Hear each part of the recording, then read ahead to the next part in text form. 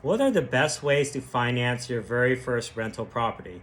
Now, this depends on if you have a W 2 or not. If you have a W 2, I recommend just doing conventional financing or an FHA loan. FHA loan is usually good for people who have a lower credit score or they have a really high debt to income ratio. But most people, they just use conventional financing.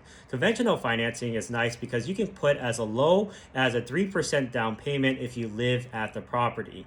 Or if you don't live at the property, usually it's a 20% down. Now, let's say you don't have a W 2. Well, there's something called a DSCR loan, which stands for Debt Service Coverage Ratio Loan. It basically uses the rental income that the property could be making based off of the appraisal report to qualify you for buying that property. So they actually don't need to look at your income or anything. They just need to determine that you have at least a 20% down payment to buy that property, and if the rents on that property will cover the mortgage. Now, there are some loans for professionals, like for physicians, they have physician loans, which actually allows you to put a lower down payment on a property without having to pay something called PMI. And finally, there's the VA loan, which if you served in the military or are a veteran, you can put a 0% down payment on a property. So VA loans are super useful for people who are in the military previously.